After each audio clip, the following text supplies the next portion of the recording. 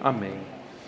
Muito bem, pessoal, estamos chegando aí ao final, né, do nosso módulo especial de cosmovisão. Vamos falar sobre redenção. O que é redenção? Alguém tem ideia? Redenção. Tem 2 filmes aí chamados Redenção, pastor. Já sei quais são. A Redenção. Redenção é filme. O que é redenção para você? Perdão, tem a ver com perdão. O que mais? O que é redenção? Resgate. Boa, resgate. O que mais? O que é redenção? Mais nada? Só esses palpites? É importante? Desculpe, alguém falou mais? Retorno, de certa maneira, retorno também. Fiquem espertos e façam essas perguntas, sabe por quê? Os temas mais básicos da nossa fé, eles devem ser, de vez em quando, a gente voltar a eles e se fazer as perguntas, se a gente consegue explicar. Se você não consegue de imediato explicar, é porque aquilo não está bem assentado na sua memória. Então é importante você voltar a esses temas, é importante você revisitar as questões teológicas, doutrinárias, tá bom? Isso é importante, porque num momento ou no outro a gente vai ser cobrado desses conteúdos e a gente pode ter até oportunidade de usar esses conteúdos para evangelizar, para se aproximar de outras pessoas. A gente viu aí a cosmovisão reformada, né? Cosmovisão cristã reformada, a criação, queda e agora a redenção. Vocês devem ter reparado ao longo do dia que a cosmovisão reformada, ela é apresentada como uma história, ela não é apresentada apenas como um conjunto de proposições, não é um conjunto de ideias organizadas de uma determinada maneira, é uma história que corresponde à história da salvação, à história da redenção. E nesse contexto aqui, no contexto bíblico e dentro da teologia reformada, a redenção é entendida como um resgate, uma restauração e uma libertação daquilo que foi corrompido, daquilo que foi estragado pelo pecado. Tudo bem? E aí, 2 textos base servirão para a gente nesse finalzinho de tarde. Tá? Então acompanha aí. Colossenses 1, 15 a 20. Tá? Para a gente ganhar tempo, eu vou lendo esses textos. Depois o resumo da palestra vai estar lá disponível para vocês através dos líderes, através lá do grupo Telegram. Então, Colossenses 1, 15 a 20 diz assim, está falando sobre Jesus Cristo, sobre a supremacia de Jesus. Ele é a imagem do Deus invisível, o primogênito de toda a criação, pois nele foram criadas todas as coisas, nos céus e sobre a terra, as visíveis e as invisíveis, sejam tronos, sejam soberanias, quer principados, quer potestades, tudo foi criado por meio dele e para ele. Ele é antes de todas as coisas, nele tudo subsiste. Ele é a cabeça do corpo, que é a igreja. Ele é o princípio, o primogênito dentre os mortos, para ter a primazia em todas as coisas, porque Deus achou por bem que nele residisse toda a plenitude, e que, havendo feito a paz pelo seu sangue, pelo sangue da sua cruz, por meio dele, reconciliasse consigo mesmo todas as coisas, quer sobre a terra, quer nos céus. Redenção se refere, então, à restauração, a resgate, e no caso da pessoa e obra de Jesus Cristo, que é central para essa cosmovisão cristã, para a cosmovisão reformada, Jesus tem autoridade suprema, poder supremo, e como vocês já viram ao longo do dia, o único que pode promover redenção verdadeira, uma transformação verdadeira na sociedade, no mundo, de todas as coisas, é Jesus Cristo. E é importante que você esteja lembrando da última parte da palestra do pastor Jonatas. A igreja tem um papel central, porque ela é usada como um instrumento de Deus para essa reconciliação. A igreja e cada um dos crentes tem um papel ativo nas mãos de Deus, como um instrumento nas mãos de Deus. A obra é toda de Jesus, a obra da redenção, a obra da salvação é toda de Jesus. Porém, Ele escolheu milhares e milhares e milhares de pessoas, Ele escolheu a sua igreja para que essa obra seja realizada de maneiras específicas. Tudo bem? Tranquilo até aí, né? Então, estamos aí nesse primeiro tópico. E agora, outro texto que é fundamental para nós. Mateus 5, 13 a 16. Que aí vai falar um pouco da nossa participação, do nosso papel na redenção. Sal e luz, nós somos sal e luz. Vocês são o sal da terra. Ora, se o sal vier a ser insípido, como lhe restaurar o sabor? Para nada mais presta, senão para, lançado fora, ser pisado pelos homens. Vocês são a luz do mundo. Não se pode esconder uma cidade situada no alto de um monte, nem se acende uma lamparina para colocá-la debaixo de um cesto, mas num lugar adequado, onde ilumina bem todos os que estão na casa. Assim brilhe também a luz de vocês diante dos outros, para que vejam as boas obras que vocês fazem e glorifiquem o Pai de vocês que está nos céus. Amém? Isso aí está muito bem entendido, não é? A obra da redenção como uma obra de resgate, de restauração e libertação do pecado é promovida somente por Jesus. Ela só é realizada efetivamente por Jesus Cristo. Porém, a igreja tem um papel nisso, papel de ser sal e luz no mundo, papel de conservar, assim como o sal, conservar as propriedades, as qualidades das coisas, aquilo que é realmente bom, tá? E ser luz, aquele ponto de luz que vai ajudar as outras pessoas a caminharem bem, a enxergarem bem. Esses textos são base para a gente meditar sobre a questão da redenção dentro da cosmovisão reformada. Quando a gente está falando do papel da igreja, a gente deve notar também que a igreja tem um modo específico de responder às coisas do mundo, tá? Vou usar uma história muito interessante que um amigo nosso aqui da igreja me contou agora no retiro. É mais ou menos assim. A galera estava numa obra, e vocês sabem que obra, né, aquele clima cheio de testosterona. Aí os caras no sol quente, trabalhando pra caramba, aí eles precisam fazer algumas brincadeiras, vão zoando uns aos outros para poder aliviar aquela tensão do trabalho muito duro do dia. Só que essas brincadeiras às vezes extrapolam os limites. Aí um dos amigos lá que estava trabalhando começou a ficar irado demais com o outro mais velho que estava fazendo a tal brincadeira, estava brincando com todo mundo. Aí ele ficou tão irado que começou a chamar o cara para a mão. Mas é isso, vem, vou acabar com todo mundo, vou pegar todo mundo na pregada, não sei o quê. Aí o cara mais velho chegou, o senhor, né, de obra, os caras que estão acostumados, mesmo com idade, o cara fica inteirão, fortão, né? Aí foi para cima do outro. Escuta aqui, vou te falar uma verdade. Você me bater é muito fácil. Muito fácil. Agora eu quero ver você me dar um abraço e um beijo aqui, ó. O cara teve a mesma reação. Como a gente diz no popular, né? Ele foi quebrado. É como a palavra de Deus diz, a palavra branda desvia o furor, desviou a fúria. A igreja não responde o mal com o mal, a igreja responde o mal com o bem. Logo, quando a gente está falando de redenção, a gente está falando também de cultura, a igreja vai responder à cultura do mundo, não com as coisas feias que o mundo apresenta, mas com beleza, com verdade, com bondade. Não é? Porque quando a gente está falando de redenção, a gente está falando também do âmbito secular, do âmbito das coisas criadas, da arte, da música, como o pastor Jonatas mencionou agora há pouco.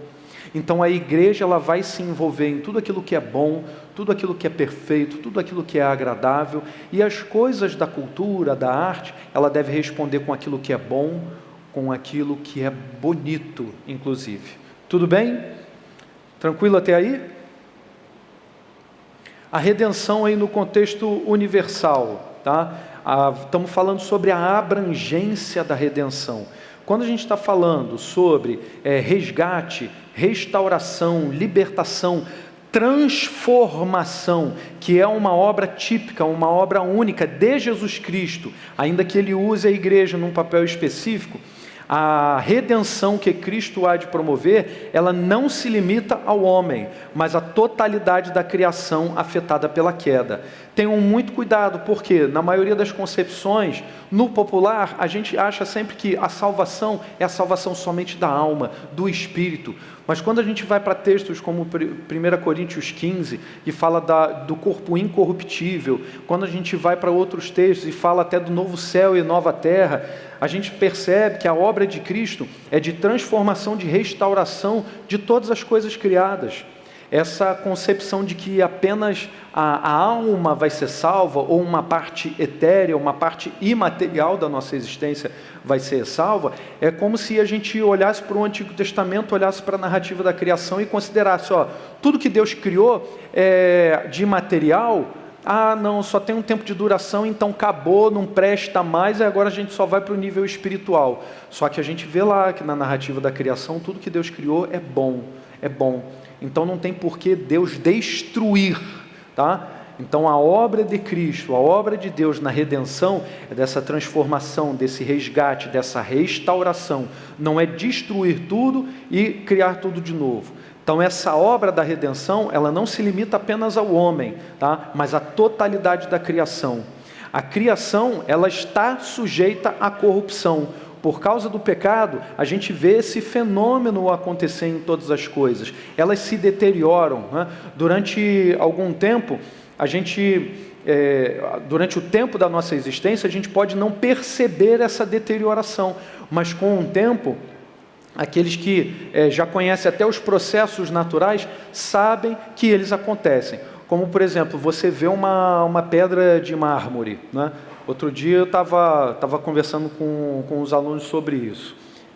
Estava dando uma parte lá de ciências, aí da formação das rochas. Quando a gente olha para a natureza, a gente não percebe, né, esse processo de formação ou até de deterioração de algo tão duro como uma pedra, uma rocha.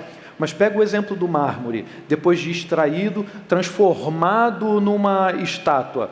Se você for lá a Roma, quando for, lembre-se de mim, né? Aquela promoção no pacotão que você pegar, lembre-se de mim, de Bruna, né? Lembre-se que eu tenho 2 filhos também, arrume alguém para ficar com eles, tá? Então nós fomos para Roma juntos, estamos lá diante de várias estátuas de mármore, aí de repente vemos lá a Pietà, coisa linda, aí está todo mundo passando por lá e passa a mãozinha na estátua, A gente não vai passar porque a gente é presbiteriano, a gente é crente, tá bom? Tá bem? Que a gente sabe que aquilo é só uma representação, Jesus não está lá, mas digamos que a gente de travessura fala, vou dar um tapa também nesse pé aqui da Pietà, vou passar. Mas de tanto as pessoas passarem ali, milhares e milhares e milhares de pessoas, elas passam a mão, você percebe que aquela escultura anteriormente, pezinho todo perfeito, já está desgastado. E aí com a ação do vento, da água, a gente sabe, os cientistas, né, sabem, olham para a natureza, sabem que todas as coisas na natureza passam por essa corrupção, por essa transformação, por causa da ação do tempo. No popular a gente sabe que água mole em pedra dura, tanto bate até que fura, né? Os alunos estavam vendo como é que pode um jato de água fazer um furo numa pedra tão dura. Pois é, e no tempo, né, na natureza, acontece esse desgaste. Então todas as coisas estão sujeitas à corrupção por causa da queda. E é Jesus quem vai reconciliar todas as coisas, como a gente viu em Colossenses no capítulo 1. Além disso, a gente deve lembrar também que o conceito de redenção envolve desde a alma, o corpo humanos, até o habitat da criação. Então é a totalidade das coisas, não apenas a nossa existência, ou não apenas a nossa existência espiritual, mas, como a gente lê em 1 Coríntios 15, essa abrangência é maior, nós vamos ressuscitar depois num corpo incorruptível. Amém? Como exemplo da abrangência da redenção, um texto, por exemplo, a redenção do ser humano, né? 1 Coríntios 6, por exemplo, diz assim: acaso não sabem que o corpo de vocês é santuário do Espírito, que está em vocês, o qual vocês têm parte de Deus, têm da parte de Deus, e que vocês não são de vocês mesmos? Porque vocês foram comprados por preço. Agora, pois, glorifiquem a Deus no corpo de vocês. Na mensagem cristã, o corpo não é necessariamente o corpo em si algo ruim, algo mal. O pecado, sim. Aí o pecado afetou a nossa existência material também, tá? Mas nós vamos ressuscitar com um corpo também, mas um corpo incorruptível. O corpo também é inserido na obra da redenção de Jesus. Em Romanos 8, e não somente isso, mas também nós que temos as primícias do Espírito, igualmente gememos em nosso íntimo, aguardando a adoção de filhos e a redenção do nosso corpo. Texto de Romanos 8, 23. Então nós aguardamos com esperança a volta de Cristo, a realização completa dessa obra de restauração, de transformação, né? Paulo, e até bonito, né, o texto de 1 Coríntios 15, ele começa: eis que vos digo um mistério, nem todos dormiremos, mas alguns que estão aqui e ali estão dormindo. Então acorda aí, cutuca, que agora eu vou falar um mistério. O pastor vai falar em mistério. Depois dá para editar, que eu queria dar uma pentecostalizada aqui. Mistério! Gente, muito legal, tem uns comediantes evangélicos agora que fazem, né, essas caricaturas, fica bem engraçado. Olha o mistério: eis que vos digo um mistério, nem todos dormiremos, mas todos seremos transformados, num instante, num abrir e fechar de olhos. E aí Paulo diz que esse corpo que é corruptível será transformado num corpo incorruptível.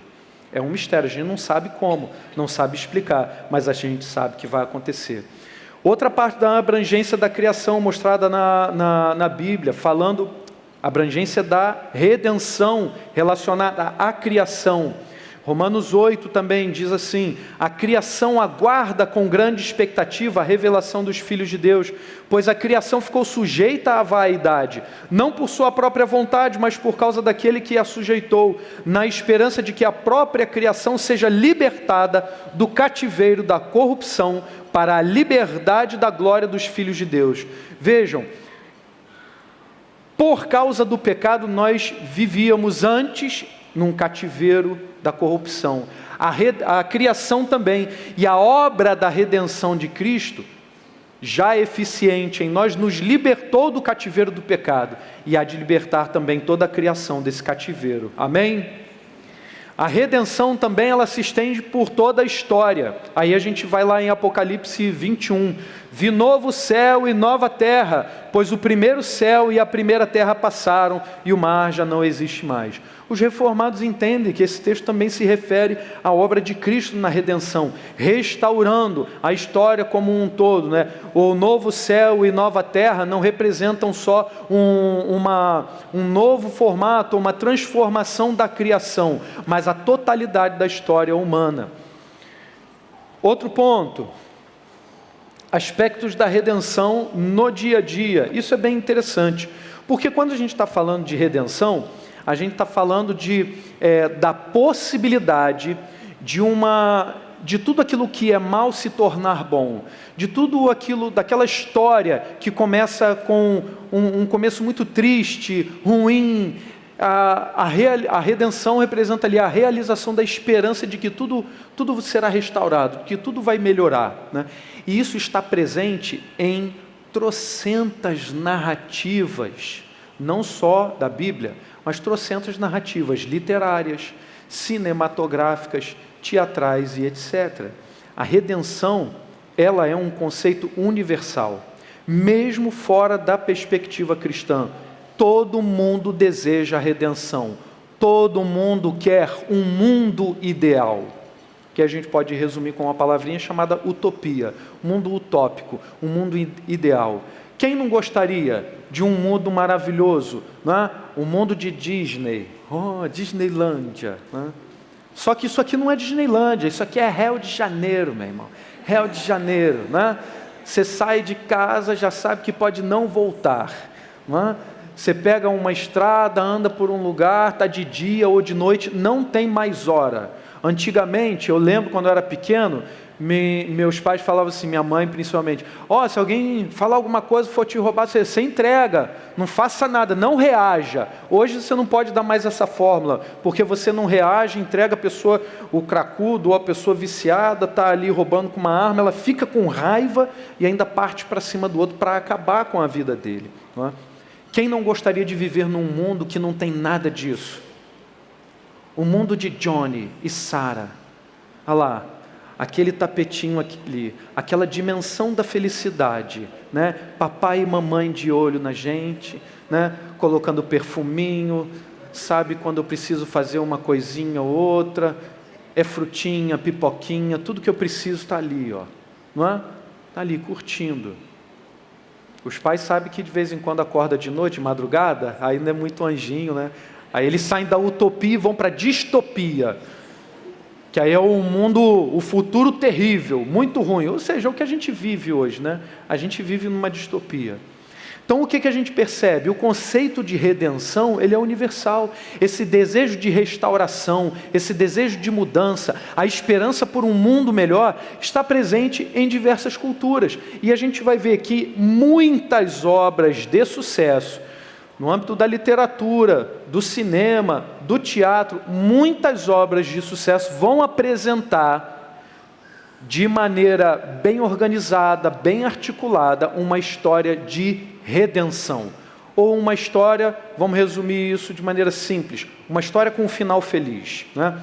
Vejam que até mesmo a publicidade, né, cinema, movimentos sociais, e principalmente hoje os movimentos sociais, né, revelam um anseio humano por uma solução para esse mundo quebrado. E é o que prometem todas as ideologias. Olha só, está vendo o problema da fome, está vendo o problema da desigualdade, está vendo o problema da saúde, está vendo o problema disso, daquilo outro, a gente resolve. Curiosamente, a igreja não é o ópio do povo. A religião cristã não é o ópio do povo, porque não engana. Em nenhum momento você vai ver Jesus ou qualquer profeta anunciando assim, gente, vocês são tão lindos, ai que fofura, olha esse pessoal com essa camisa bonita listrada aqui, dessas duas cores aqui. Imaginem quais são as duas cores para agradar todo mundo, tá?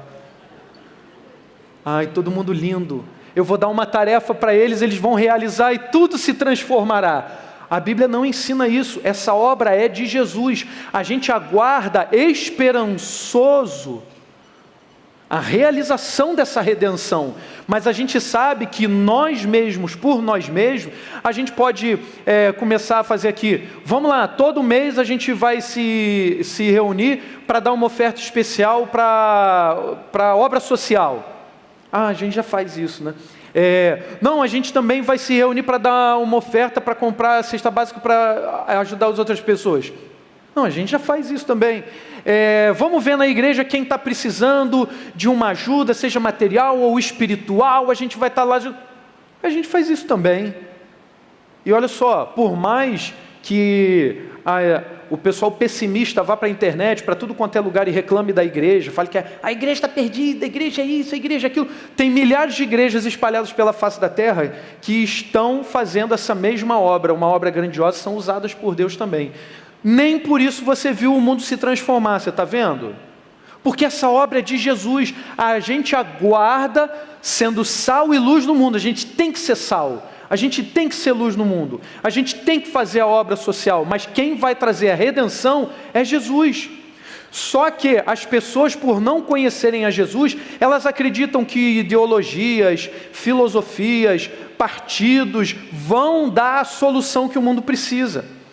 E isso é propagandeado em diversas obras de arte. Vamos ver na cultura, por exemplo, a representação desse anseio de redenção na cultura. Filmes e histórias de super-heróis, tá? Homem de Ferro, por exemplo, Tony Stark, né? Ele começa como um cara egoísta, né? Focado nos ganhos pessoais, e aí depois ele encontra a redenção ao usar a tecnologia, todo o seu saber, para proteger o mundo. O pessoal sabe quem é Tony Stark?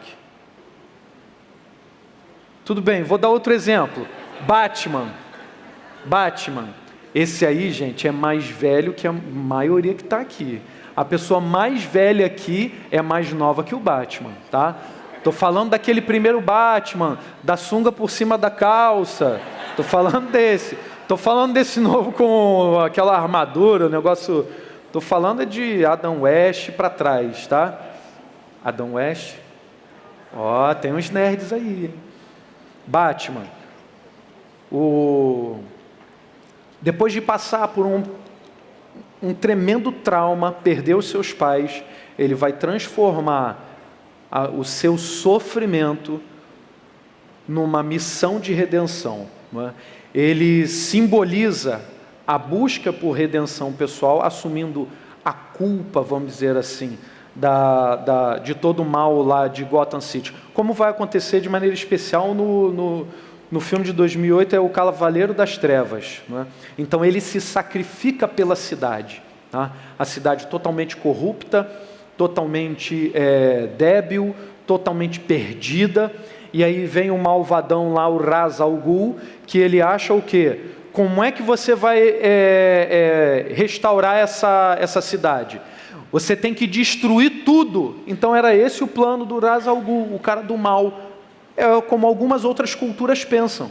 É como vai raciocinar o pensamento totalitário. Como é que a gente tem que fazer os ismos, fascismos, nazismos, comunismos? Como é que a gente tem que fazer para restaurar o mundo? Não basta só fazer uma obra social. A gente tem que destruir quem está estragando o mundo. E quem é que está estragando o mundo? São aqueles caras lá que estão pensando diferente da gente. Então, no filme, o Cavaleiro das Trevas, o Ra's al Ghul, ele representa esse pensamento totalitário. Ele vai chegar, ele vai matar todo mundo de Gotham, e aí só dá para redimir essa cidade criando tudo do zero. Não é essa a obra da redenção de Jesus. Jesus é o único que tem a capacidade, ele não precisa imprimir a morte para depois trazer uma nova vida. Não. Ele nos ressuscitou, ele nos trouxe da morte para a vida. Então a obra da redenção realizada em Jesus não é destruir todas as coisas para fazer tudo de novo. Não, é restaurar aquilo que Deus criou e viu que era muito bom. Tudo bem até aí? Já tinham pensado nesses aspectos? Já tinha visto Batman desse jeito? Batman é cristão. Superman é cristão também, né? Não, o que vocês vão reparar é que tem um detalhe interessante. Na criação dessas obras antigamente, é claro que o pessoal estava totalmente mergulhado num contexto cristão, de cultura cristã. Não tinha essa militância anticristã tão forte como a gente tem hoje. E aí você vai perceber vários elementos cristãos dessa obra da redenção, né? Há um sofrimento muito grande, precisamos solucionar esse sofrimento. Como que esse sofrimento será solucionado? Eu preciso da figura do herói, que na verdade é o Messias, é o anseio pelo Messias que todo ser humano tem, que Calvino chamava de maneira semelhante, era o senso da divindade, ou que um outro pai da igreja antiga, Irineu, se não me falha a memória, é a semente do Logos.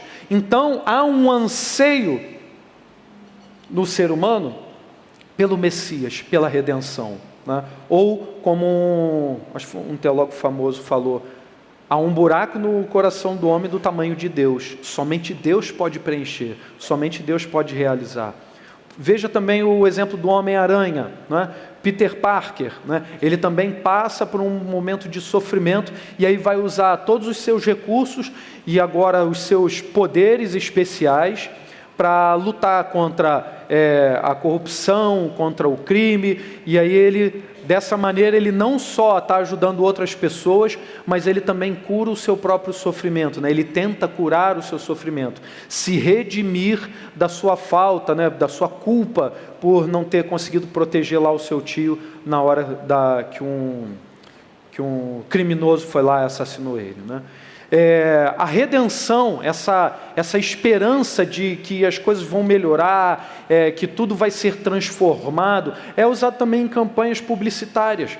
Você vê, por exemplo, na Nike, just do it, vai, só faça. Né? Campanha focada em superar as limitações pessoais, promover um ideal de autossuperação e renovação. Campanha do Dove, né?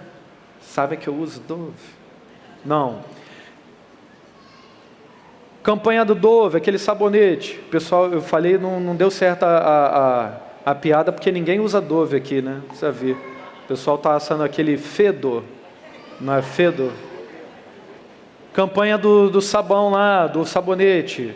Beleza Real, né? Uma campanha publicitária que propunha uma redefinição dos padrões de beleza, buscando redimir, né, a autoestima de mulheres que se sentiam excluídas por causa dos padrões tradicionais, ou por causa dos padrões que eram idealizados, ou não eram os tradicionais, mas os padrões que eram veiculados. Tá? Até a Apple, né, pense diferente, né, apela para a ideia de transformação cultural e tecnológica, mostrando que a tecnologia é uma espécie de meio de criar um mundo melhor. Então, se você tiver aquele aparelho ou aquele aplicativo, desculpe, gente. Todos aqueles aparatos tecnológicos, né, você é uma pessoa muito melhor. E de fato, né, aqui, ó. Não fiquei mais bonito? Mais atraente? Bruna que o diga. Bruna está aí? Está aí. Então vejam como a redenção é usada como uma isca também, e ela está presente em diversos elementos culturais. E por fim, a redenção, né, esse anseio do mundo por redenção, aparece também nas causas sociais, nos movimentos sociais, que vão prometer a redenção através de meios mecânicos. Olha, se nós aumentarmos a oferta, se nós mudarmos a economia desse modo, se nós implementarmos essas políticas sociais, nós vamos transformar o mundo. Porém, o que acontece? Não acontece nada no coração humano, não há transformação nenhuma, não acontece nada, não acontece nada. O que a gente vai ver também é que essas tentativas, elas falham, essas tentativas de realização da redenção por meios próprios, elas falham porque o pecado afetou toda a criação.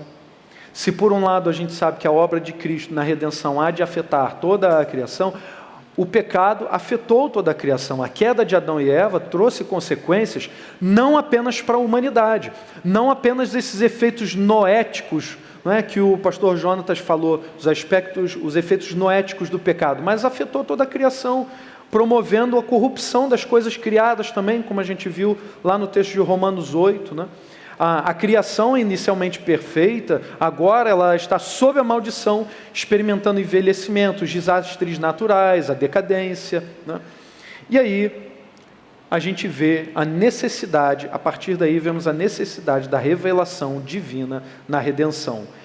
Apesar da gente poder olhar para a natureza, para a criação e reparar todos esses elementos, tanto elementos da redenção quanto elementos da corrupção do pecado, a gente só sabe disso porque a palavra nos diz. Ninguém vai acordar um dia e vai olhar para uma árvore e vai dizer assim: rapaz, essa árvore está feinha, está precisando de uma redenção em Jesus. Não dá para perceber isso. Você vai olhar e vai perceber. E aquela plantinha que estava aqui, agora um arbusto, e se transformou em árvore. E acabou. Bom, isso se for uma... Porque tem árvore que vai durar mais do que a gente, não é verdade? Mas se for uma planta qualquer, você vai ver um bichinho também, os bichinhos, né? Mosquinha, você viu, e nasceu, morreu. Você está vendo a corrupção das coisas, mas você não vê a redenção, você não vê a restauração. Então a revelação divina, ela é necessária, a palavra é necessária, para que a gente compreenda a gente tenha a cosmovisão, a gente tenha a compreensão do mundo, a visão do mundo correta, tá? Sem a revelação divina, o homem tende a propor soluções humanistas que falham em tratar o coração humano. Não dá. Você pode oferecer tudo de bom e de melhor. A gente conhece histórias de pessoas que tiveram uma infância infeliz, ficaram órfãos, foram adotados, tiveram tudo do bom e do melhor, em escolas maravilhosas, família maravilhosa. Essa pessoa não foi redimida, essa pessoa não teve seu coração transformado e acabou promovendo uma tragédia na família, inclusive, como é um caso famoso aqui do Brasil, inclusive vindo a assassinar seus próprios pais adotivos. Então, a obra humana não é capaz de promover a redenção por si só, tá? Nós podemos sim, nas mãos de Cristo, sermos instrumentos poderosos para que Ele faça a obra, tá? A necessidade da revelação divina na redenção também se mostra através de alguns exemplos críticos. Por exemplo, a terapia que apenas vai rearranjar os nossos ídolos internos, ou soluções materialistas para problemas espirituais. E esse é um problema tremendo, porque a abordagem puramente humanista sobre os assuntos da alma humana não dão conta dos dramas espirituais e da opressão espiritual, o cativeiro do pecado que o ser humano vive. Então a terapia, a psicologia, a ciência do modo geral, com todo respeito, ninguém está sendo aqui anticientífico, antipsicologia, antiterapia, nada disso, tá? Mas isso tem uma limitação, é necessária a pessoa e obra do Senhor Jesus para promover uma transformação real. A gente também vê a necessidade da revelação divina aí, na atuação do Espírito Santo, né, que é centrada em Cristo, como a obra do Espírito Santo, como a gente viu agora há pouco no livro de Atos, e também nas experiências pessoais que a gente tem tido com Jesus, como tudo isso aponta para Jesus, como tudo isso aponta para a nossa insuficiência e a necessidade constante da obra de Jesus, do Senhor Deus. Nesse contexto da necessidade da revelação divina na redenção, a gente também deve marcar a abrangência da redenção, voltar a esse tópico e marcar bem na nossa mente. Na perspectiva bíblica, a redenção ela é abrangente de tal modo que ela envolve o ser humano, ela redime o homem na sua totalidade, envolvendo tanto o corpo quanto a alma, o espírito, né? A ressurreição do corpo é parte central dessa restauração, da obra redentiva de Jesus. A redenção também abrange a criação, a obra redentora atinge também o habitat humano, o universo físico, restaurando a harmonia geral, original, que havia sido perdida na queda. E a redenção também se estende para a história, né? A obra da redenção não é destruir e recomeçar tudo do zero, mas renovar e restaurar o que foi danificado, demonstrando a soberania de Deus como Criador e Redentor. Atente para um detalhe simples. Se fosse o contrário, como acontece em outras culturas, ele tem que destruir tudo para criar tudo de novo. Então Deus é como se a obra dele inicial tivesse falhado. Caramba, ele viu que tudo ficou com defeito, então ele não é capaz de, como o Agostinho falou, né? A beleza de Deus não está, aliás, um dos mistérios de Deus não está em tratar o sofrimento no mundo, mas retirar do sofrimento do mal o bem. E essa é uma parte da missão que Deus dá à igreja. A capacidade da igreja em Cristo Jesus transformar, né, ser usada como instrumento para a transformação de uma história de vida de uma pessoa, uma história de sofrimento, uma história triste, numa história boa, numa história de redenção, numa história de dedicação ao Senhor, né? Então a história, ela não é como um todo, ela não vai ser totalmente destruída, e a criação em si totalmente destruída, mas ela é restaurada, demonstrando também a soberania de Deus. Há uma dimensão também teológica e cósmica da redenção. Aí, de novo, cutuca aí, um mistério, dimensão cósmica e teológica, esotérica. Cutuca o amigo aí, vamos lá, agora vem um esoterismo cristão. Gente, não funcionou não, né? Deixa eu ver uma outra piada aí, gente. Cutuca aí. Tem gente que está de óculos escuros só para fingir que tá acordado. Ô, Vladimir, essa é antiga, rapaz. Aqui tá o Mário Nilton, isso aí é antigo. Eu tive um professor que ele fazia isso quando ia aplicar a prova. Ele colocava o óculos escuro, aí de vez em quando ele só falava assim, ai. Aí ninguém sabia para onde ele estava olhando. Eu falei, deve ser comigo. Muito bem, vamos continuar. A dimensão teológica e cósmica aí da redenção. A redenção cósmica, né? A queda, quando a gente está falando de criação, às vezes a gente pensa até no nosso planeta só, mas a gente está falando do universo como um todo, né? A queda, ela trouxe uma desordem, uma corrupção para toda a criação. E a obra da redenção vai restaurar tudo isso como um todo. E vai culminar com aquilo que a gente viu no texto de Apocalipse 21, novos céus e nova terra. Tá? A redenção também é apresentada na perspectiva reformada aqui como um progresso histórico, mas não é intrínseco à história. Não é que a história necessariamente vai caminhar para um futuro redentivo, bom. Não, é esse o curso que Deus dará à história, que a gente sabe do fim, assinalado pela palavra de Deus, não pela nossa própria mente, tá? Mas assinalado por Deus. A redenção não é apenas um evento pontual, mas é parte dessa narrativa histórica, da história da salvação, que começa na criação, passa pela queda, mas culmina na restauração final. Tudo bem? Beleza. Vamos falar um pouco agora da abrangência e do papel de Cristo, mais detidamente no papel de Cristo na obra da redenção. A redenção, ela vai afetar também todas as áreas, pessoas, corpos, alma e o ambiente. É um processo abrangente, culmina em novos céus e nova terra, né? Vamos revisar aqui. A história da redenção, ela conecta a criação original à restauração final, tá? Então todas essas coisas estão conectadas em Cristo Jesus, como por exemplo, a árvore da vida que aparece no Éden e retorna em Apocalipse. A redenção em Cristo Jesus também é tão ampla quanto o impacto do pecado. Imaginem se Deus tivesse deixado pura e simplesmente o pecado afetar toda a criação e, no final das contas, ele não conseguisse restaurar todas as coisas. É como se ele fosse fraco, né? Mas há um mistério aí. Não significa dizer que, bom, se todas as coisas e todas as pessoas foram caídas lá no Éden, então significa que no final todas as pessoas também serão salvas, universalmente salvas? Não significa isso, porque Deus mesmo, nós sabemos, tem vasos que são para desonra e tem gente que vai mesmo para o inferno. É um mistério, pode parecer triste para nós, mas vamos calar a boca, né? Nós somos vasos na mão de Deus, é Ele quem sabe de todas as coisas. Quem somos nós para questionarmos Deus? Se fosse da nossa cabeça, a gente até acharia, muito justo, não é?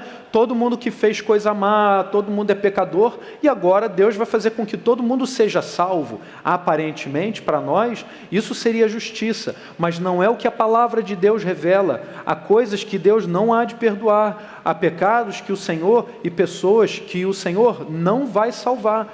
É triste assim e é ruim assim. Porque essas pessoas, por outros motivos também, mas porque essas pessoas também no seu próprio pecado, elas se rebelaram de tal maneira a Deus, que elas não serão restauradas, que elas não querem nada com Deus, estão totalmente imersas no pecado, tá? Jesus Cristo, então, reconciliou consigo mesmo todas as coisas, tanto no céu quanto na terra, como a gente viu em Colossenses 1. Isso inclui restaurar tanto a criação animada quanto a inanimada, os seres vivos e o habitat humano. Tá? Cristo também é o mediador dessa reconciliação, né? Quando a gente pensa assim, não, então Jesus é o Criador e o Consumador, a gente está no meio. Não, Ele é um mediador também, é Ele que mantém essa obra em movimento, é Ele que realiza ela. Então, gente, nós somos meras causas instrumentais nas mãos de Deus, não há mérito nosso, o mérito é todo de Deus. Veja, por exemplo, o texto de Hebreus 9, por isso Ele é o mediador de uma nova aliança, para que os que foram chamados recebam a promessa da herança eterna, visto que a morte ocorreu para a redenção das transgressões cometidas sob a primeira aliança, né? Então Cristo é um mediador de toda essa obra da reconciliação. 2 Coríntios 5 também diz assim: ora, tudo provém de Deus, que nos reconciliou consigo mesmo por meio de Cristo e nos deu o ministério da reconciliação, a saber que Deus estava em Cristo reconciliando consigo o mundo, não levando em conta os pecados dos seres humanos e nos confiando a palavra da reconciliação. Um texto que foi lembrado pelo pastor Jonatas e a gente reafirma aqui como é. Então, estamos vendo ao mesmo tempo o papel de Cristo nessa obra redentora e o papel da igreja. Deus deu essa missão reconciliadora à igreja. E também a gente deve mencionar os milagres de Cristo que apontam para a sua obra redentora. Os milagres são como os sinais de Deus que mostraram no tempo de Jesus, mostraram naquele tempo e mostram para nós ainda hoje, como Deus é capaz de quebrar essa história de pecado. Ele quebra a ordem natural caída e restaura. Então uma pessoa que até cego de nascença volta a ver. São sinais da obra redentora de Jesus. Uma pessoa que não tinha esperança nenhuma de andar, ela volta a andar, ela tem a sua saúde restaurada. Mas isso é simples para Jesus. Isso é simples. Mas Ele faz ainda mais, a obra da restauração do nosso ser em Deus, da salvação, perdoando os nossos pecados. Amém? Muito bem, tem outros textos, depois quando vocês receberem o resumo, tem mais aqui, Lucas 7, Marcos, João, mas vamos um pouquinho mais para frente para enfatizar a primazia de Cristo sobre isso. Eu sei que eu já falei várias vezes, mas é importante enfatizar a pessoa e obra do nosso Senhor, porque Jesus é o centro da redenção. Tanto na criação quanto na restauração, Jesus ele é descrito como o primogênito da criação e o primogênito dentre os mortos. Então ele está unificando os aspectos da criação e da redenção. A morte não pode parar Jesus, a obra dele é superior a isso. Então até mesmo para um mal que todo mundo diz que para todos os males há uma cura, mas para a morte não tem jeito, mas Jesus dá um jeito, até mesmo para a morte. Aí para pensar um momento. Quantas vezes a gente deixa de desfrutar a gente ainda não viu essa consumação total de todas as coisas, tá bem? Mas nós já vivemos em Cristo Jesus. A gente já tem a perspectiva da eternidade. Mas o que tem impedido a gente de viver uma vida plena no Espírito? Eu penso que uma das coisas, um entendimento errado da obra da redenção. Um entendimento errado da palavra de Deus, um entendimento errado da pessoa e obra de Jesus. Porque se Ele já fez, Ele é primogênito de toda a criação, de toda a redenção, e venceu até a morte, não há nada na sua vida que Ele não possa restaurar. Mas quantas vezes a gente erroneamente pensa, não, isso aqui eu tenho que sofrer, eu tenho que ficar ruim, ainda um tempo tem que pagar por isso, e tem religiões que pregam justamente isso, você tem que pagar por isso, desse jeito, tá? Você vai pagar promessa, ou você vai ter que reencarnar várias vezes para poder pagar, e aí depois voltar para poder ter uma vida feliz, ou então você vai imigrar, vai para outros planetas, outros lugares, para viver lá o paraíso. Gente, nós somos incapazes de realizar essa obra. Jesus já fez isso por nós. Quantos de nós, eu não sei se vocês tiveram essa experiência também, por uma compreensão errada, eu, depois que me converti, fui batizado, na primeira ceia, eu fiquei assim, até uma vaidade, né? Era um pouco de vaidade também misturada com a falta de entendimento, né? Não sou digno de tomar a ceia. Não vou tomar a ceia, não sou digno. Eu não estava em disciplina nem nada. Não, de fato, você é indigno, eu também sou. Nenhum de nós é digno de sentar à mesa com Jesus. Nenhum de nós tem valor nenhum. A gente pode ir lá no Uruguai, pegar a melhor picanha, trazer o boi vivo, cortar ele na hora, para fazer um churrasco com Jesus. Nós não somos dignos de sentar à mesa com Ele. Não somos. Você pode fazer aquela farofa mágica que tem gente que faz aqui, é delícia, que o pessoal abandona até a carne para comer a farofa, e tem uns irmãos, umas irmãs que fazem isso. Você não vai ser digno de participar dessa festa.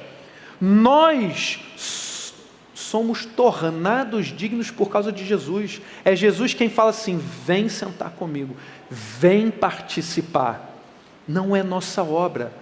Então não perca tempo caindo na armadilha do diabo, que joga na tua cara e você fica só nisso. Eu sou mau, eu sou mau, eu sou mau. É claro que você é mau, é claro que eu sou mau. Eu não presto.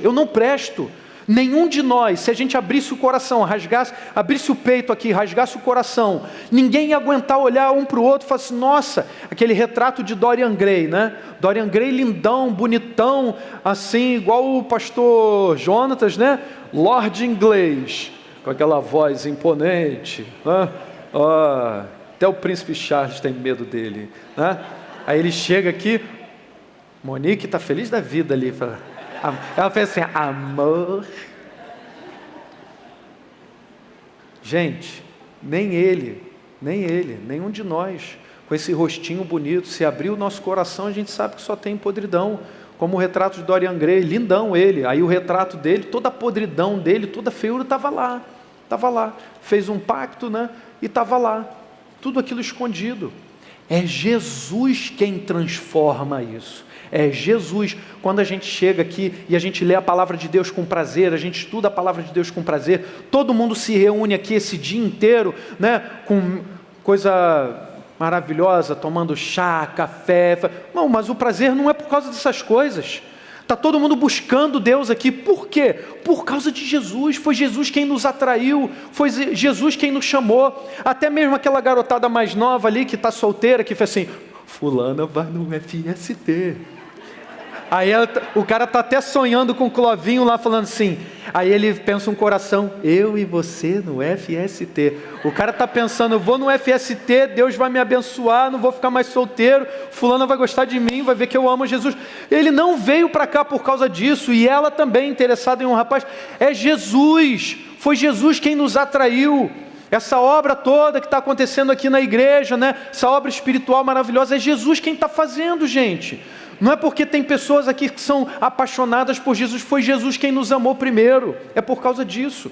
Então Cristo tem primazia em todas as coisas, em cada aspecto da obra da redenção. Só que uma beleza tremenda e inexplicável na obra da redenção é que Ele nos chamou para participar dela. Nós somos a esses instrumentos, ferramentas, pincel do Senhor, a caneta do Senhor, escrevendo uma nova história nas mãos dEle. Amém? Em Hebreus 1, 2 e 3 vai falar também: nesses últimos dias nos falou pelo Filho, a quem constituiu herdeiro de todas as coisas, pelo qual também fez o universo. Ele que é o resplendor da glória de Deus, é a expressão exata do seu ser, sustentando todas as coisas pela palavra do seu poder, depois de ter feito a purificação dos pecados, assentou-se à direita, a majestade nas alturas. Cristo tem a primazia sobre todas as coisas, inclusive a primazia sobre a obra da redenção. E é por meio de Jesus, é Jesus quem vai suspender os efeitos da queda na obra da redenção. A obra da redenção é uma transformação, é a libertação do cativeiro do pecado, mas é também a suspensão dos efeitos da queda. Amém? Então vamos mais um pouquinho, alguns equívocos relacionados na compreensão da redenção. Eu mencionei agora há pouco, aliás, no início, a questão do problema da visão platônica, né? A gente acaba tendo uma compreensão da obra, da doutrina cristã, da obra bíblica, muito pelos olhos dos gregos, porque nos influenciaram demais. E por que eu estou me referindo a Platão? Porque os gregos, no modo geral, mas sobretudo Platão, entendia que a materialidade, na materialidade, na carne, nas coisas materiais, habita a maldade. Tá? Resumidamente vai ser isso. Outras escolas vão acirrar essa posição, outras escolas filosóficas. mas você tem uma visão sobre a criação como uma coisa má. Então o que é bom é o Espírito. Então a gente acha que a obra redentora de Jesus, ela vai contemplar apenas o Espírito, mas pelo contrário, acho que a gente já viu exaustivamente aqui a abrangência da obra redentora de Jesus. Então cuidado, a redenção de Jesus, ela não é apenas da alma, ela envolve o corpo e toda a criação. A redenção também não significa destruir tudo para recomeçar. Isso aqui não é um grande Ragnarok. Ah, pastor, gostei tanto de ver Vikings, ou tem gente que gosta de falar Vikings, né? Ah, eu gosto tanto lá do Thor Ragnarok. Aí essas mitologias reaparecem de maneira popular e a gente acaba achando, não, Jesus Cristo, Ele vai fazer novo céu, nova terra, vai destruir tudo e fazer tudo de novo. Ele não vai destruir. O fogo que o Senhor trará é o fogo da purificação. O fogo da purificação. Amém? É como a obra que o nosso corpo recebe ao ter uma cura de uma doença. E não é destruído o nosso corpo por completo para ter a cura da doença. É restaurada a saúde. É retirado aquilo que corrompe, para que as nossas células, as boas, a parte boa, esteja aí vibrando. Amém? Jesus também demonstrou vários vislumbres, né? Visões da redenção futura através dos seus milagres. Então, Jesus ele mostra como que a sua atuação, ela não se refere apenas a uma questão espiritual, mas ele dá a demonstração de que a obra do pecado, ela vai ser superada, submetida a Jesus através do seu poder. Amém? Uma parte, vamos ver um pequeno resumo aqui, tá? Imagina que você está no céu, agora deixei as figurinhas fofinhas ali, ó. A redenção afeta todas as áreas, é um processo abrangente, novo céu e nova terra. A história da redenção conecta a criação original à restauração final. A redenção envolve o corpo e toda a criação. Depois o Clóvis vai perguntar essas coisas para ver se vocês vão ganhar mais livro, hein? É brincadeira, gente, ninguém riu, não acredita em mim não. É brincadeira, não vai ter tempo de mais sorteio hoje, desculpe. Fica para o próximo FST. Pô, desculpe, gente, não teve graça, né? Eu menti, desculpe. Não, sério, desculpe, não teve graça não. Redenção não significa destruir tudo para recomeçar, é um processo de restauração do que foi perdido, né? E Jesus demonstrou aqui visões da redenção futura através de seus milagres, e nós somos reformadores. Somente Jesus redime e nós somos reformadores. Dentro da teologia reformada, para evitar, a expressão aparece, mas para evitar parecer que eu estou aqui fazendo algum proselitismo político ou até de alguma ideologia política, eu não vou usar a palavra conservadores, mas isso aparece principalmente na figura do sal, tá? Vocês são o sal da terra. O que o sal faz? Ele não reforma necessariamente, ele conserva as boas propriedades do alimento, no caso da carne, né? Antigamente se conservava a carne assim, para quem não conhece, né? Se fosse o nosso caso, talvez a gente pudesse falar assim, se a gente fosse contextualizar, tem gente que adora isso, né? Nós somos a gordura do porco, né? Antigamente o pessoal guardava carne também, né, na banha do porco, né? Mas não é o caso. Na cultura de Jesus, o elemento que tinha era o sal, para retirar ali aquelas propriedades, a umidade da carne, e ela permanecer comestível, né, durante mais tempo. Então o sal, ele conserva. E o sal é usado não só na carne, mas para fazer conservas também. Não é aquela conserva de batata, de picles, essas coisas que é comida de homem velho, né? É comida de homem, molho, essas conservas. Eu gosto, já estou nessa fase já. O sal faz isso, ele conserva.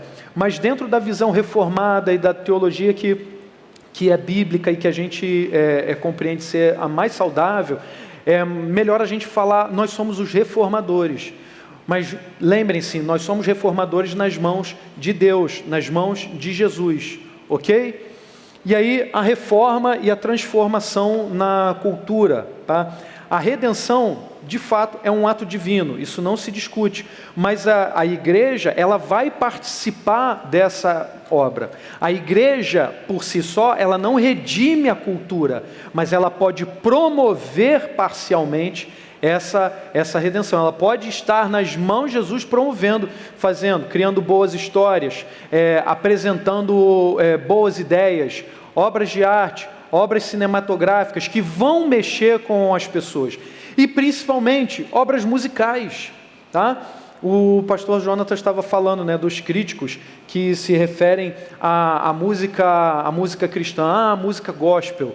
Música ruim tem em todo lugar, tá bom? Mas sobretudo em quem não estuda, quem não quer nada, a pessoa medíocre vai produzir mediocridade, tá bom? E me perdoem aqui a franqueza, tá? Porém, tradicionalmente, se você olhar a história da música ocidental, não tem como você dissociar do cristianismo. As maiores e melhores, as mais sofisticadas músicas da face da terra estão relacionadas a temas cristãos e tiveram como cristãos seus compositores, tá? Quando a gente está falando da grande obra da música ocidental, estou falando da música clássica, aquela música que permanece, tá bem? E é claro, às vezes o pessoal pode esquecer alguma música que a gente canta aqui, mas lá na eternidade, a gente só vai cantar a música daqui da Oceânica, tá bom? Amém, gente? Né? Não vai ser mais, vai tocar lá aquele... Não vou falar o cântico não, senão vai pegar mal, né? A gente vai cantar a música da nossa igreja, ponto final, tá bom? E começou algo muito forte no meu coração. Essa é nossa, não é? Ou é a versão? Não é versão não, é nossa, essa é nossa. Então, música ruim tem em todo lugar, e aí a gente, participando dessa reforma da cultura, como reformadores, nós temos a obrigação de apresentar o melhor. Se você for para outras áreas também, da ciência, da tecnologia, você verá cristãos envolvidos nessa obra também, fazendo coisas boas, descobertas científicas. O pai da genética, né, era cristão, Mendel. Né? Se você for olhar até descobertas atuais da ciência, você vai ver cristãos envolvidos. O cara que é envolvido lá com o DNA também, o mapeamento do DNA, cristão. Você vai ver matemáticos cristãos, biólogos cristãos, bioquímicos, químicos, físicos e assim por diante. Pessoas famosas, proeminentes nas suas áreas, tá? Cristãos. Então, há cristãos envolvidos na cultura, promovendo a reforma na cultura, só que isso ninguém vai promover para a gente, ninguém vai contar para a gente tem que ter um trabalho, ir lá na internet e ir procurar. Prêmios Nobel, físicos, matemáticos, filósofos, teólogos, cristãos, promovendo reforma na sociedade. Há uma participação humana importante, né, dando um testemunho de Cristo na cultura e exercendo uma influência cultural. Esse é o papel da igreja, né? O ser humano redimido, ele é chamado por Deus para ser sal da terra, para ser luz do mundo. Ou seja, nós temos esse chamado. Isso significa que a gente deve se envolver em obras que vão retardar a degradação cultural, que a gente vai conservar o que há de bom e de melhor na cultura. A gente vai ser um testemunho visível da glória de Deus. Se você entregar a Bíblia para as pessoas, elas vão querer ler, mas elas vão ler a nossa vida, elas vão ver o nosso exemplo. E assim a gente vai influenciar positivamente o ambiente ao nosso redor. Não é? O crente, quando chega, ele leva o bom perfume de Cristo, ele leva a luz. É isso que a gente tem que fazer. A gente tem que fazer diferença onde nós estivermos. Onde nós estivermos. É na escola, é na faculdade, é no trabalho. Eu fui comprar um pão, fui no mercado, em todo lugar que nós estivermos, a gente tem que fazer a diferença. Embora o cristão ele tenha um papel importante, né, é importante lembrar, a transformação profunda e última da criação é obra de Jesus. Isso não se discute. E pelo amor de Deus, ninguém vai sair daqui com esse equívoco, achando que faz mais do que deve ou que vale mais do que tem sido contado, tá? Essa obra última é de Jesus, mas a gente participa disso. Ainda que limitada, a nossa ação, a ação da igreja, ela age movida pela graça de Deus. Então é o poder de Deus quem habita em nós, é o poder de Deus quem move o nosso coração, é o Espírito Santo de Deus que vai nos dar a palavra certa, a ideia correta para experimentar a pessoa que estiver ouvindo e para expressar do coração de Deus o amor de Cristo Jesus para aquela pessoa. A postura cristã em relação à cultura, né? Terminando, a gente tem que ter uma postura crítica, a gente tem que discernir entre verdades e erros culturais. A gente não pode receber tudo que vem da cultura de maneira acrítica. Se fosse assim, o cristianismo não serve para nada, Jesus Cristo é só mais um filósofo malucão lá do Oriente Médio, e por ser judeu, ele era opressor, inimigo do povo palestino. Vai ser assim mesmo que se a gente aceita tudo que vem da cultura, a gente vai pensar desse modo. A gente vai olhar, vai chegar aqui na igreja e vai dizer, todo mundo de igreja evangélica é hipócrita. Pastor só quer saber do dinheiro dos outros. E as pessoas que concordam com ele, o conselho, é todo mundo corrupto. Se a gente recebe tudo que vem da cultura de maneira acrítica, é assim que a gente vai pensar. A gente vai viver num pessimismo desesperador. Por quê? Porque de fato o ser humano não consegue apresentar uma ideia suficientemente racional que prove para você, por A mais B, que ele vai conseguir restaurar tudo, que ele vai conseguir melhorar tudo. Só Jesus faz isso, e Jesus não mostra isso para a gente de maneira racional, é muito mais abrangente. A obra de Jesus, a gente experimenta essa verdade dentro do nosso coração, a gente experimenta essa verdade vendo a transformação dos nossos irmãos, a gente experimenta essa verdade da obra redentiva de Jesus, vendo os milagres que Jesus faz ao nosso redor. Então nós precisamos ter uma postura crítica em relação à cultura, tá? Lembra de Paulo em Atenas, ele apreciava lá a cultura de Atenas, tá? Mas ele lamentava a idolatria dos gregos, tanto que ele chega lá, tem um monte de deuses. Eu vou falar para vocês agora desse Deus desconhecido, que vocês não sabem nada. Ele começa a exemplificar, aí tem uma galera que fala assim, não, a gente está saindo fora, você está falando aí de ressurreição, não estamos entendendo não, e eles vão embora. Igual esses irmãos que estão saindo aqui agora. Mas eles vão para o Kids, eu sei, o pessoal do Tim ali, vão com Deus, vai lá pegar a Sossô. Todo mundo acordou, né? Gente, renovação progressiva. A nossa participação na obra redentiva, nós somos sinais da santificação no mundo também. A santificação é um processo interno e progressivo, não é uma transformação imediata. É vamos dizer assim, uma dimensão interior da obra redentiva de Deus, da qual nós participamos. Buscar uma vida santa, né? Essa reforma, e a redenção de Jesus, ela implica mudanças graduais. Não é uma revolução radical, é uma mudança gradual. Por isso que a gente vê as pessoas se aproximarem da igreja e a gente vai vendo às vezes a transformação aos poucos, né? Às vezes, é claro que Jesus entra na vida da pessoa e acontece sim uma mudança radical dela a abandonar de vez os vícios, mas a gente vê que alguns hábitos, e pelo testemunho mesmo que a gente recebe dos irmãos, fala, poxa, eu tenho que orar e vigiar porque eu ainda cometo isso aqui, eu tenho que orar e vigiar porque eu ainda não uso um linguajar adequado, eu preciso buscar mais a Jesus, meus pensamentos estão um tanto perturbados. Então essa obra é contínua, a obra da santificação é contínua, tá? É uma renovação progressiva, a gente está junto com Jesus. A obra de Jesus, ela é suficiente e é única, tá? Mas nós que vivemos no tempo, para nós, na nossa perspectiva humana, essa obra é contínua de Jesus em nós, tudo bem? E aí testemunhar com perseverança é central para a vida cristã, é a gente falar para as pessoas de tudo aquilo que a gente tem visto, ouvido e experimentado de Jesus. A gente vai falar daquilo que a gente lê na Bíblia, daquilo que a gente vive na Bíblia, mas daquilo que a gente vive na igreja e fora da igreja também, nas células, no discipulado, no mentoreamento, no serviço, nos ministérios, onde a gente estiver. E por fim, a redenção. O que a gente vai fazer com isso tudo? 3 ações assim que eu quero propor à igreja, 3 aplicações. A redenção em Cristo, ela é abrangente, impacta todas as áreas da nossa vida. Portanto, o que a gente tem que fazer? A imitação de Cristo, a gente tem que santificar todas as coisas. Todas as coisas que nós fazemos têm que ser santas. Até mesmo tomar um café tem que ser santo.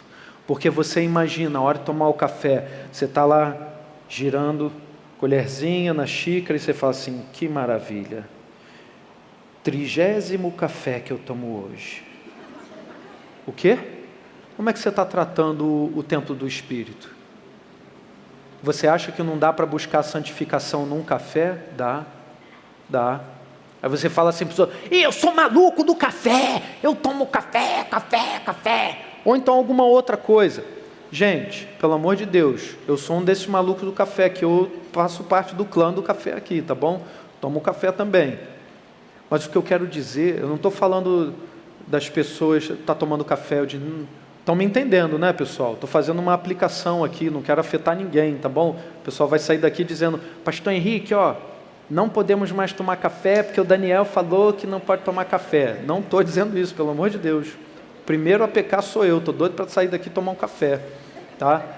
O que eu quero dizer, até mesmo pequenos exageros que a gente acha que não tem nada a ver com a obra redentiva de Deus, nós buscamos a santificação ali, porque é tudo para Ele, porque dele, por Ele, para Ele são todas as coisas. Então nós devemos santificar todas as áreas da nossa vida, nosso trabalho, nossa vida conjugal, nossos amigos, nossos irmãos, nossos relacionamentos, relacionamento de namoro, de amizade, o casamento, relacionamento fraternal, o modo como eu vou servir o irmão, o modo como eu vou dar o biscoitinho, o modo como eu vou pegar o café, né?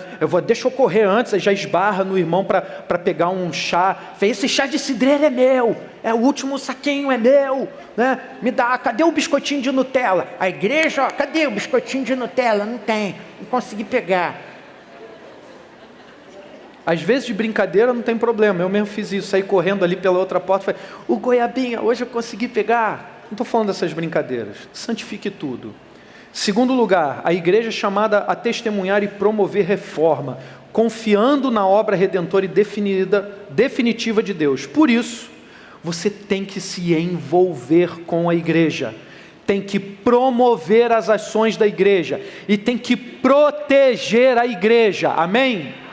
Então use o seu Instagram para divulgar as coisas da igreja, o que aconteceu no culto, o FST, coloca no teu story lá a foto do pastor Lorde Inglês, que pregação, que palestra, né? Fala da risada famosa do pastor com a bênção da risada do Clovinho, né? Fala, divulga, e cara, tem um pastor muito maneiro lá na minha igreja, cara, ele ri assim, você tem que ir lá, com a garotada isso funciona, chama, não vai ter muito tempo, vocês vão ver aqui a multiplicação dos teens, se Deus quiser, vocês vão ver como, cara, usa tudo. Pega lá o teu Instagram, pega uma postagem dos pastores sobre algum tema importante, usa o teu Instagram para divulgar essas coisas, como a igreja é boa, como a igreja está espalhando o evangelho. Não use o teu Instagram para bater na igreja, tem igreja falsa, essas igrejas todo mundo sabe que é falsa, então deixa para lá. Use o teu Instagram, tua rede social, para mostrar o quanto que tem espalhado pelo mundo afora a obra da igreja. Procure se inteirar, as igrejas, os missionários, os obreiros que a gente tem sustentado, e não somos a única igreja na face da terra que faz isso. Então, se envolva com a igreja, promova a igreja e proteja a igreja. E por fim, nossa esperança é firmada no reino que virá, com novos céus e nova terra. Por isso, busque intensamente a Deus, com toda a tua alma, de todo o teu entendimento, com todo o teu coração, todos os dias, cultive um relacionamento forte com Deus. Ore, leia a palavra, estude junto, ore junto, adore junto, esteja na igreja, esteja na célula, esteja no discipulado. Amém? Então vamos orar. Senhor Deus, bendito Pai, te agradecemos, Senhor, por esse dia intenso de estudos, e que coisa maravilhosa é a gente encontrar com o Senhor aqui.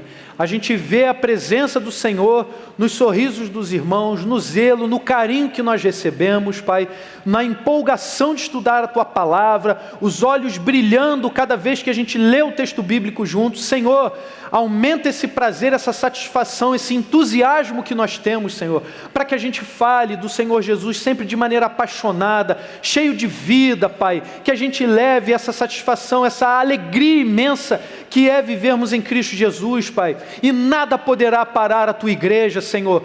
Toma a Tua igreja nas Tuas mãos, para que a obra da redenção continue. Movimenta a Tua igreja, Senhor, em nome de Jesus. Amém, amém, amém, amém.